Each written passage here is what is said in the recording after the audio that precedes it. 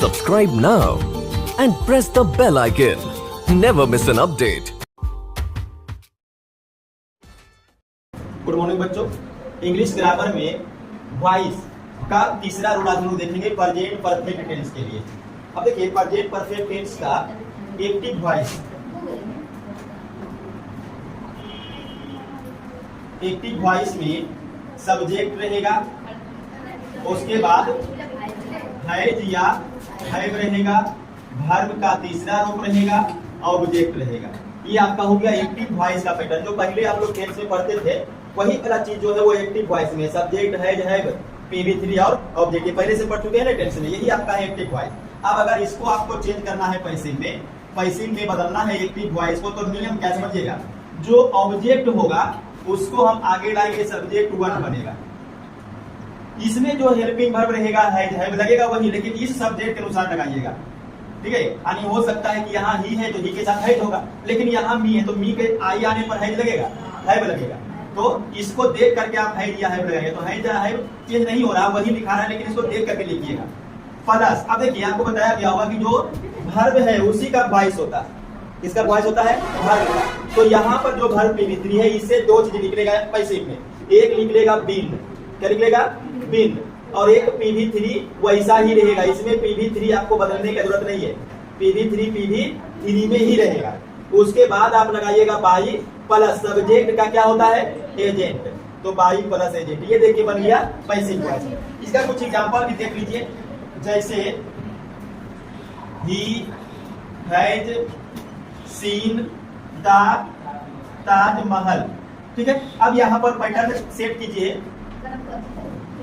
Subject हो गया ही, has helping verb हो गया, सीन प्रिंसिपल वर्ब का तीसरा रूप और द ताजमहल ऑब्जेक्ट। अब ध्यान दीजिएगा, पैटर्न देखिए, सब्जेक्ट फिर हेल्पिंग वर्ब हैज हैव, उसके बाद PV3 और ऑब्जेक्ट। कौन सा वॉइस है?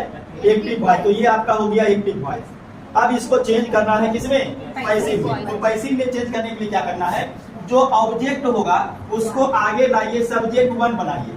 तो आप आज की जरूर लिखाए होंगे, पहला दिन बताए होंगे कि जो नाउन रहता है ऑब्जेक्ट उसका सब्जेक्ट वन चेंज नहीं होता, वो वैसा ही लिखाएगा। तो ताजमहल वैसा ही लिख दीजिए। ठीक है, उसके बाद हैज या है, तो देखिए ताजमहल सिंगुलर है तो यहाँ भी हैज ठीक रहेगा, तो ये हैज यहाँ उतर गया। लेकिन हर बार यहाँ हैज कोई जरूरी नहीं है, हैज भी हो सकता है। उसके बाद जो वर्ब 3 है इससे आप दो चीज निकालिए, एक तो बीन लिख लेगा और एक जो PV3 है वही रहेगा। तो PV3 सीन है तो सीन ही रहने दीजिए। उसके बाद बाई एजेंट, तो ही का एजेंट क्या होता है? हिम होता है। तो ये बन गया आपका पैसिव वॉइस। ठीक है, और एक आध एग्जांपल देख लीजिए। दूसरा एग्जांपल देखिए, I have taut English you. ठीक है, अब यहाँ पर देखिए पैटर्न क्या है, आई सब्जेक्ट, फिर have helping verb, taut PV3, English और यू। यहाँ पर दो ऑब्जेक्ट है। क्या ऑब्जेक्ट है? दोनों ऑब्जेक्ट में से आप किसी को भी आगे ला सकते हैं। ये कौन सा वॉइस है? एक्टिव। अब अगर इसको पैसिव बनाना है तो या तो इंग्लिश को आप आगे लाइए या तो यू को, क्योंकि ऑब्जेक्ट का सब्जेक्ट वन बनाना है। तो दो ऑब्जेक्ट है, कोई भी ऑब्जेक्ट आगे लाया जा सकता है। किसको आगे ले आए? यू को। तो अगर हम यू को आगे लाएंगे तो यू, अब यू के साथ क्या लगेगा? हैव। देखिए सब्जेक्ट वन के बाद हैज या हैव, तो यू के साथ हैव यहाँ से आ गया। उसके बाद बीन PV3, तो बीन और PV3, टाउट है, ये है टाउट लिख दीजिए। उसके बाद बाई एजेंट, लेकिन हम देख रहे हैं कि एक ऑब्जेक्ट बचा हुआ है तो पहले उसको यहाँ उतार दीजिए, इंग्लिश। अब लगाइए बाई एजेंट, तो बाई और आई का एजेंट मी। ये हो गया पैसिव वॉइस। तो दो ऑब्जेक्ट बना में किसी एक को आगे निकालिएगा और दूसरा ऑब्जेक्ट को PV3 के बाद उसको 10 लिख दीजिएगा। ठीक है, चलिए यहाँ तक आप नोट कीजिए। रूल नंबर 3 आपका कंप्लीट हो गया प्रेजेंट परफेक्ट टेंस के लिए।